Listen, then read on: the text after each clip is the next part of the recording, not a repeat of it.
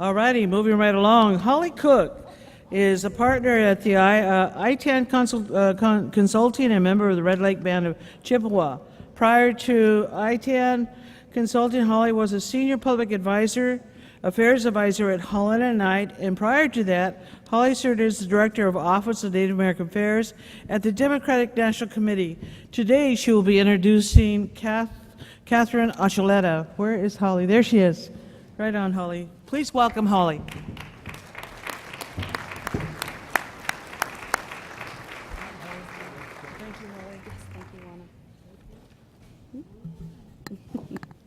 Good afternoon.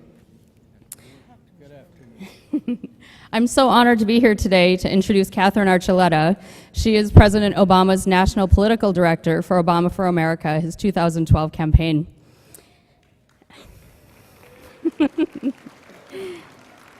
Thank you. We've got 14 and a half days left to go, so we need to keep the momentum going. Katherine has served as Chief of Staff to Secretary Hilda Solis, formerly a representative from California. She also, during the Obama administration, and she also served in the Clinton administration as Chief of Staff to Secretary Pena at the Department of Transportation. In 2008, President Obama raised the bar for Indian country with his outreach to tribal communities, his visits to the Crow Nation, and other meetings with tribal leaders. Again in 2012, President Obama has kept tribal issues front and center at the campaign. Katherine and her team have served as the lead on tribal issues for Indian Affairs, and we have benefited from this high-level focus. From the extraordinary and unprecedented level of participation at the Democratic National Convention, many of you were there and joined us at the Native American Caucus, to the installation of staff in the field who are focused on getting out the Native vote in many battleground states.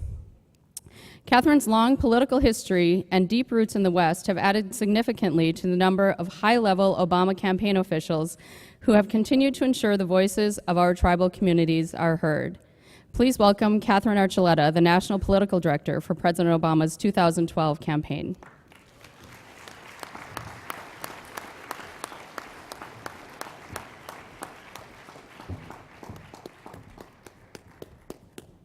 That's part of that amendment that's offered by Ed Thomas on who can run. Oh. Thank you. Thank you, Ken. It's good to see you. Thank you. When she finishes, I want to address that. I'll address it on Joe during Joe's talk. Okay. So I'll speak to that. Okay.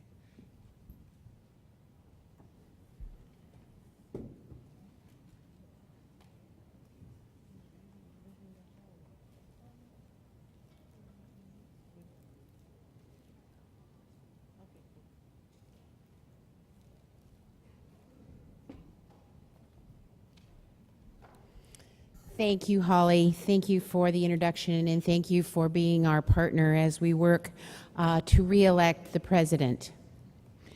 Thank you also, President Keel and the Executive Committee and the Executive Director, Jackie, for your service to NCAI. Thank you all for being here.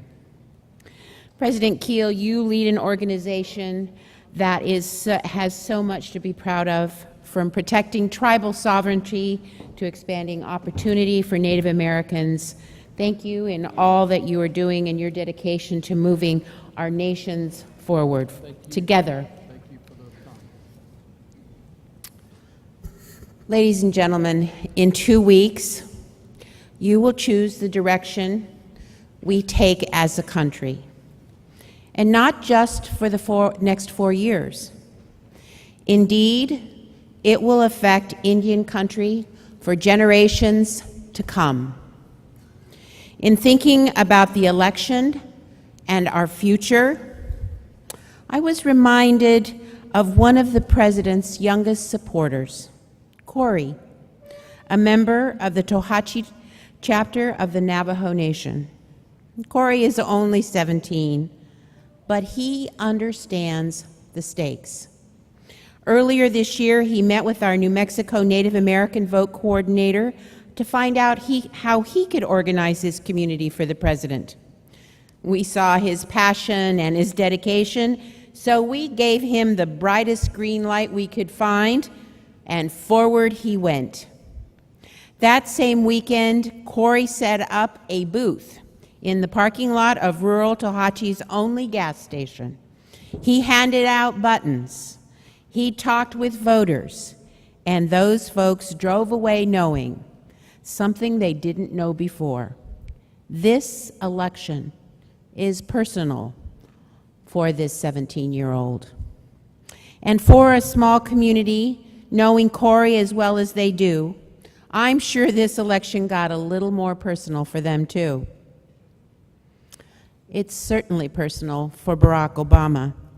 As president, he worked hand in hand with you to meet the toughest challenges facing Native American communities.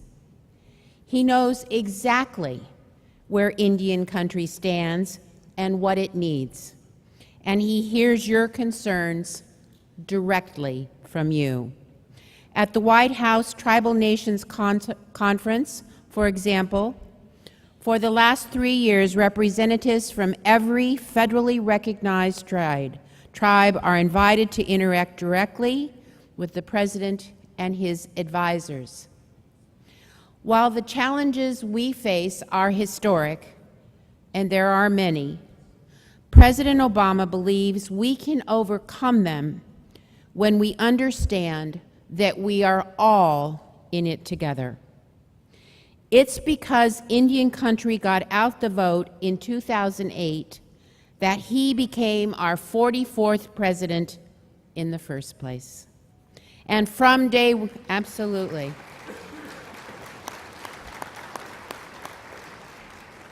And from day one, President Obama has moved us forward to strengthen the government-to-government relationship that defines our work together.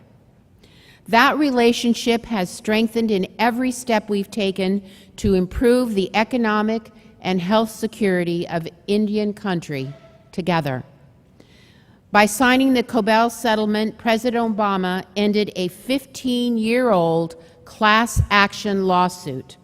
It was an important step to provide a measure of justice, and it created a scholarship fund to send more Native American youth to college.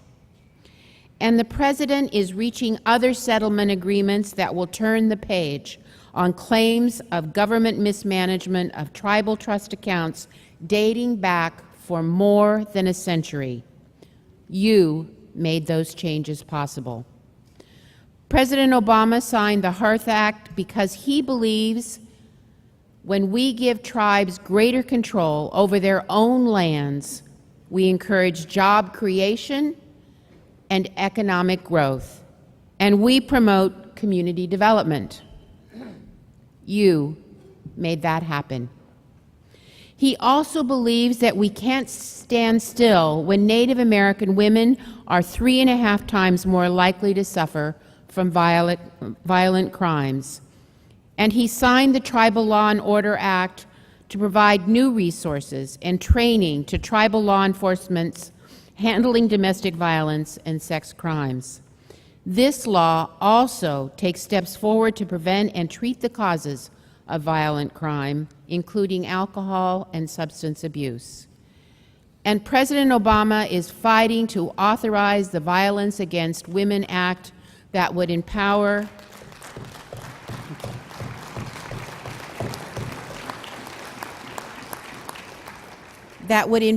tribes where appropriate to prosecute perpetrators of domestic violence against Native Americans, whether the perpetrators are Indians or not. Thanks to you, he signed Obamacare into law, which permanently reauthorized the Indian Health Care Improvement Act.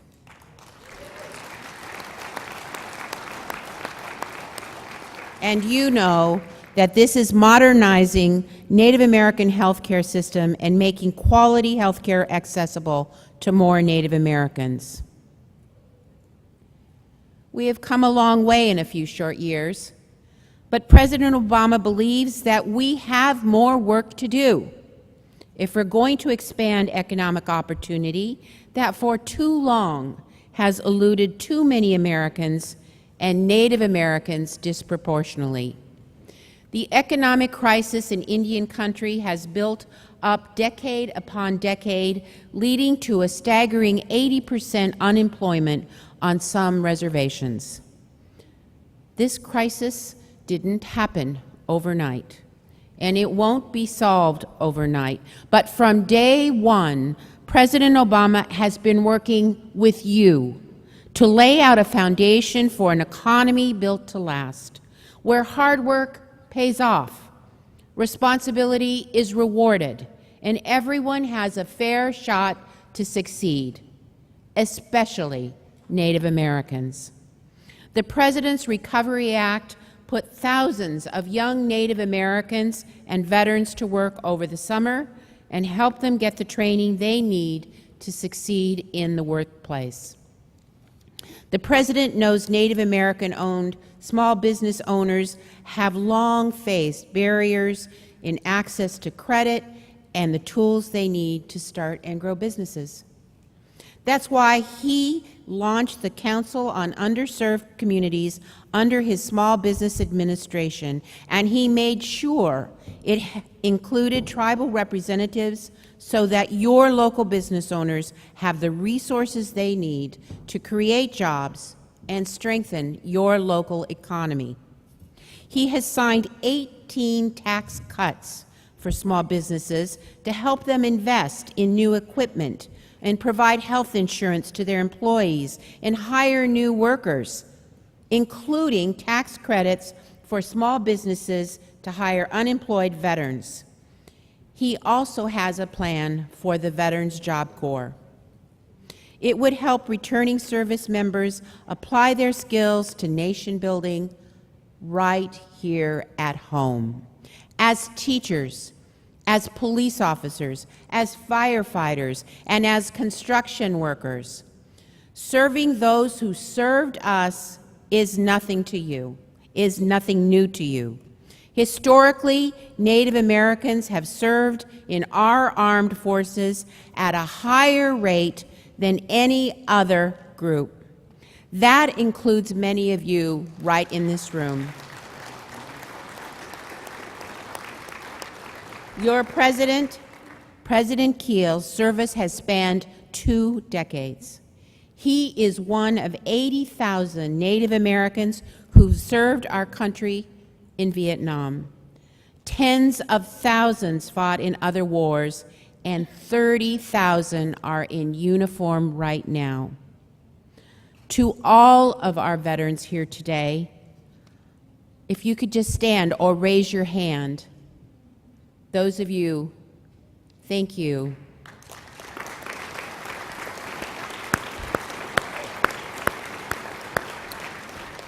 Thank you from all of us within the Obama family. President Obama is committed to keeping the sacred trust owed to those who have sacrificed so much for us. He brought them home from war, and he's helping veterans and their families find jobs and get the health care and benefits you've earned. With the post-9/11 GI Bill, President Obama implemented and strengthened the most comprehensive educational benefit package for veterans since the original GI Bill of 1944. And that's not all he's doing to make education. He wants to be sure that the surest gateway to opportunity for Native Americans is the same as it was for him and for the First Lady. He's investing in our students and our teachers, as well as tribally controlled colleges and universities. But we have more work to do to make sure that everyone in Indian country has the chance to go as far as their dreams and their hard work can take them. If there's one thing you take home with you, remember that all of this progress took years to bring about. And if we are going to continue to expand opportunity and make sure that every Native American gets a fair shot and a fair shake, we must continue to work hand in hand to meet these challenges together. The specific plan that President Obama laid out for the next 4 years will keep us moving forward to create an economy that's built to last. One that grows not from the top down, but from the bottom up and the middle class out. First, we'll create 1 million new manufacturing jobs, help businesses double their exports, and reform the tax code to encourage companies to resource jobs, not outsource them. Second, we will cut our oil imports in half and produce American-made clean energy. Indian country has substantial wind and solar power potential, and the President will make sure that tribal communities are included in all of the above plan to put us on the path to energy independence. Third, we'll maintain the best workforce in the world by recruiting and preparing 100,000 math and science teachers. And we're going to cut the growth of college tuition in half and expand student aid so that more Americans can pay for college. Fourth, using half the money we're saving by ending the wars and by asking the wealthiest to pay their fair share, will reduce our deficit by $4 trillion in the next decade.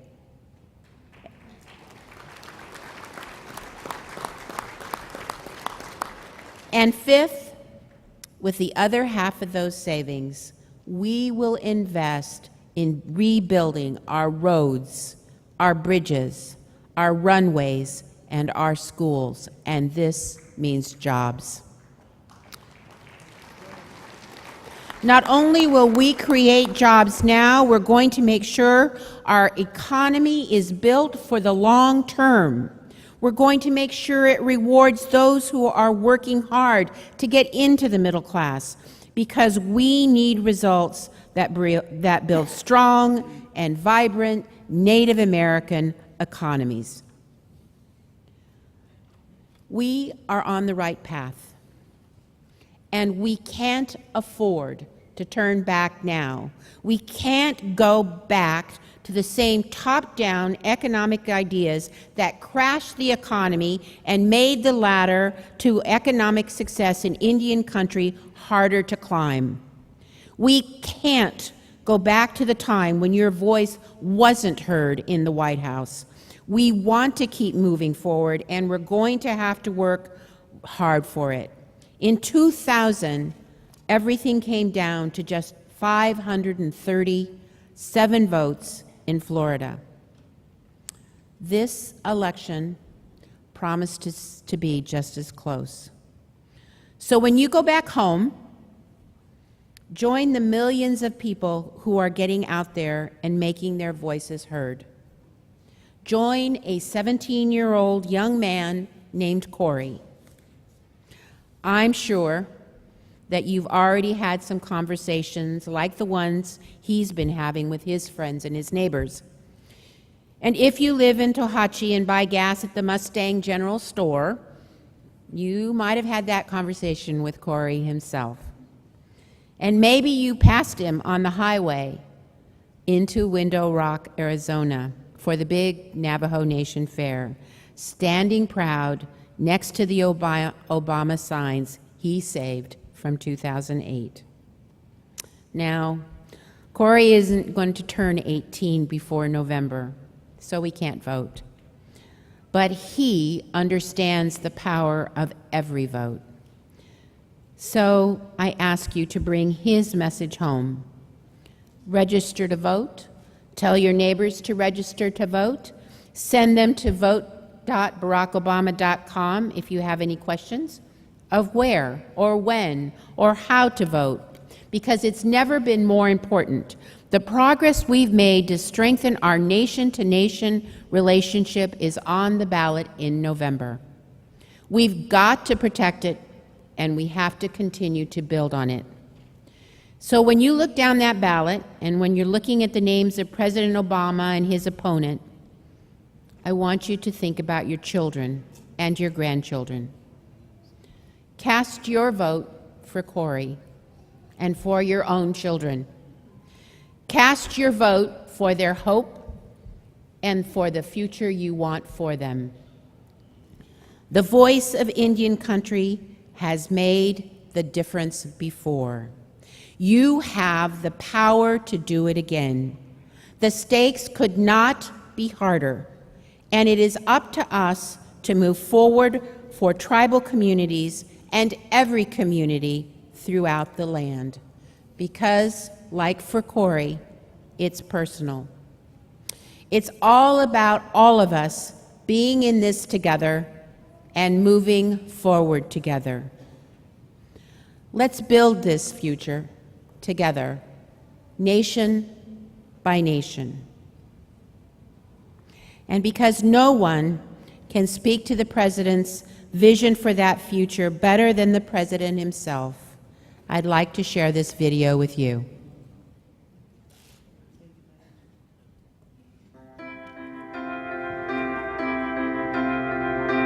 When I visited the Crow Nation during the campaign, I said my job was not just to win an election, it was to make sure that Washington starts focusing on you. I promised a true government-to-government relationship, a relationship that recognizes our sometimes painful history, a relationship that respects the unique heritage of Native Americans, and that includes you in the dreams that we all share.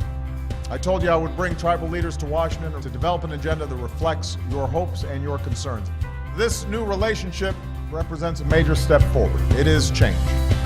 But I promised even more than that. I told you that as president, I would work with you to tackle the most difficult problems facing Native American families, and that's exactly what we've done. We passed the Tribal Law and Order Act and began making Indian country a safer place to live. We permanently authorized the Indian Health Care Improvement Act and made quality health care accessible to more Native Americans.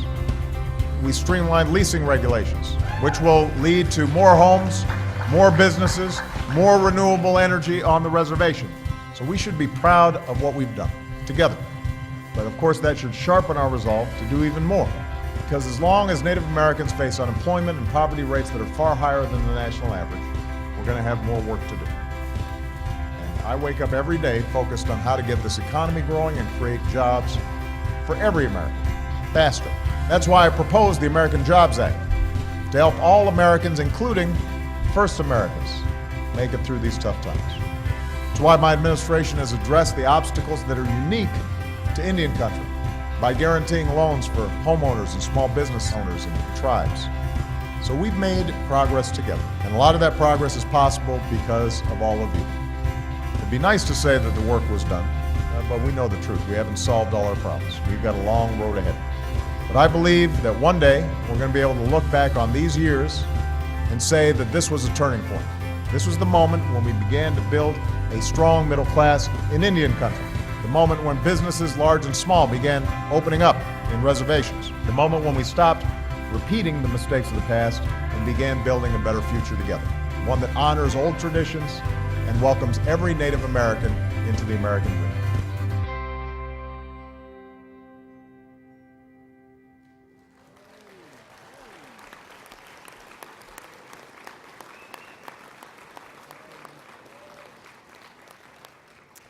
Thank you, ladies and gentlemen, for allowing me to be here with you. I bring greetings from all of us from the Obama campaign and look forward to working with you in the years to come. Thank you. Thank you so much. This is a good one. And we know you got your hand for another debate. She has to run to a debate in Oakland, so Holly has agreed to take any other questions, and Ed, she's in the back because we have to move forward. Is that okay? Holly, raise your hand. Holly, I know you're out there. Oh, she's over there. Right there. Can you step off and have a conversation with her? No, I just want to make one point. Just 1 second. Okay, but she's got to go, but go ahead. I just wanted to commend the people for coming here. But one thing that is really, I think, hurting the Obama campaign is the term that he uses when addressing the tax breaks to the rich. He really needs to change it from rich paying a little bit more to the rich paying their fair share. That is really a big problem, I believe, in the message that we get from the Obama That campaign. is good. I'm glad you said that. Thanks for sharing that. That was a good message. Go ahead, Jackie. Okay. Do know that Holly is over on this end for other tribal leaders who might have questions or want to follow up on an issue with President Obama and the campaign. We are moving forward